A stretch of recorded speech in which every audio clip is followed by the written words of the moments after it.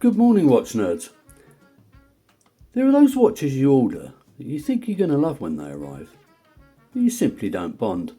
And there are those watches that you're not quite sure about, but when you do get them, you're super impressed, and it's love at first sight. The watch I'm reviewing today falls into the latter category. And welcome to my unpaid and unsponsored review of the Erebus Ascent.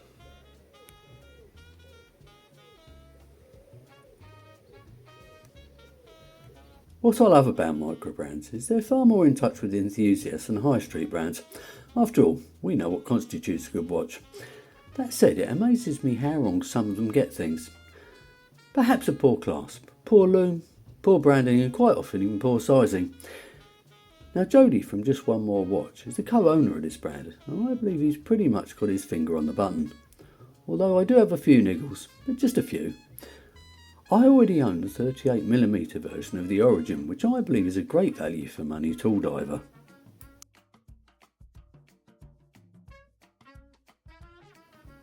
Having spent most of my working life in retail, I do believe he's overdone things with the options though.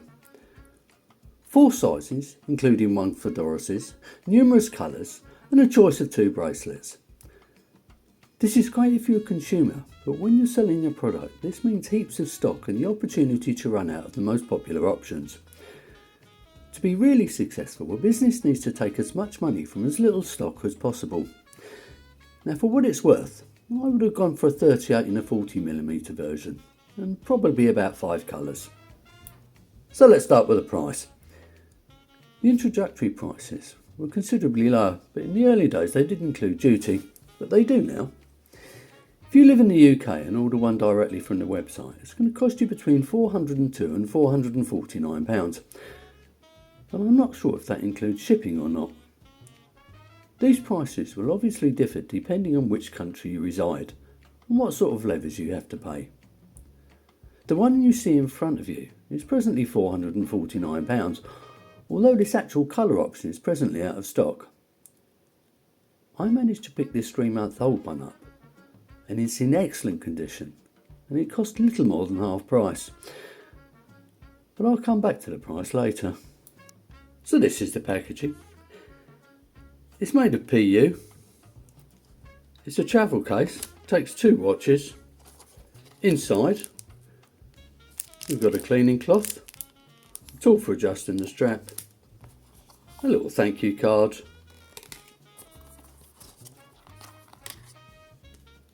and a 2-year warranty. So now for the all-important dimensions, although this does actually come in a 34, 36 and a 41 as well. The case is 39mm, the lug width is 20mm, the depth including a sapphire crystal with AR coating is 11mm, and the lug to lug is 44.5mm. Weight once adjusted to fit my 17cm wrist is 114 grams. Now I think for the majority of men that's pretty much the perfect size. And just a quick wrist check. This is my watch of the day. It's the Phoebus Delphinus with this lovely venturine dial.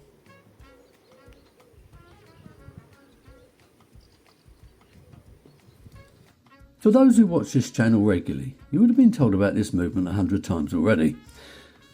The reason for this is it's the very best automatic calibre you can get in this price range, and a lot more to be honest. It's the Miyota 9015, which is a 4Hz movement ticking away at 28,000 beats per hour. It hacks, it hand winds, it's very reliable, it's got a power reserve in excess of 40 hours, and if regulated correctly can be extremely accurate. It's very slim, meaning manufacturers can keep the depth of their watches down to a minimum. Now some people do moan about a noisy unidirectional rotor, but from personal experience it's not something I hear when it's on the wrist. Now in real life this is running at plus 6 seconds per day, but let's see what it looks like on a time grapher. And there we are, a good beat error, a good amplitude although not fully round, and a good rate. The screw down and signed 6mm crown does exactly what it says on the tin. And the knurling is fine, but not as refined as I've seen on a few other watches. Now when screwing it down, the engagement is okay, but it lacks that buttery smooth feel that you get on, say, a Christopher Ward. Just for a change, let's start off with the bracelet and clasp. When purchased new, you've got the choice of an Oyster or this Jubilee. Fortunately, the person I bought it from chose the latter, which I think looks better on what I consider a dressy Garda. It appears nicely made. It's got solid end links, quick release spring bars, and it tapers down from 20mm to 16mm, then back up to 18mm for the clasp. Now, adjustment is made using screw pins, which, let's face it, makes everybody's life a bit easier.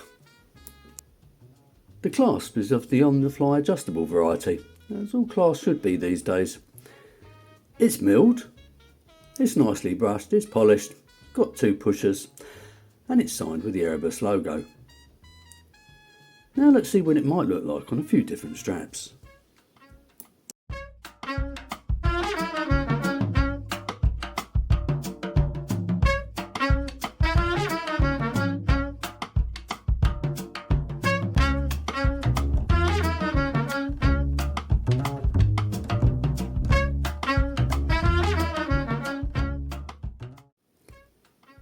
Moving on to the case then. Well, the lugs are vertically brushed and to a very good standard.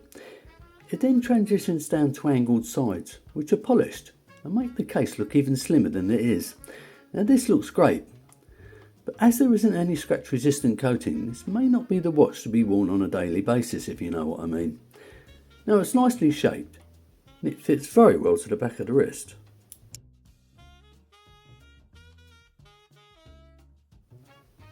The case back screws down to aid the claimed 100 metres of water resistance, and it's got the Erebus logo embossed on it, along with some basic information engraved around the sides. As mentioned, this comes in a whole plethora of colours, so I'll leave a link to the website below. This is a Tigrai, which is a type of mineral, which in turn means every dial in this particular option is a little bit different. Starting from the outside, we've got a minute track leading into what I would describe as tapered baton indices. At the 6 o'clock position, we've got a colour matched frame date window, which sits above half an index. At the 12 o'clock, it's an applied Erebus logo with Erebus printed below that. I think just the logo would have done myself. Above the date window is printed Ascent, and the water resistance below that. The dial is a bit generic, but as this is one of the brand's first watches, I think Jody wanted to play it a bit safe. The indices and the blunted Dauphine hands have got an excellent application of BGW9 lume, which will last most of the night. Now here's a speeded up degradation video compared to the San Martin SN0144.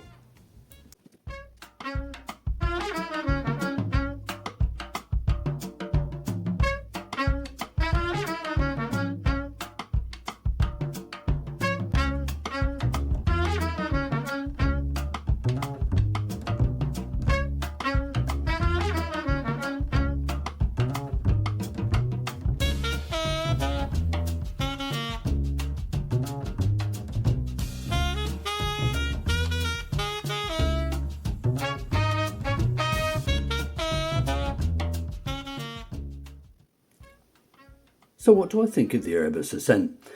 As far as the actual watch is concerned, there's very little to moan about. Okay, the polished sides could become a little bit of an issue, especially as it hasn't got any scratch-proof coating. But that's it really. My only other moan is the price.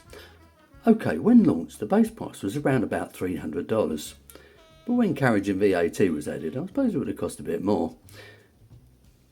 Now the launch price has gone, I feel £449 isn't particularly cheap. I recently picked up the new version of the San Martin SN0144CG.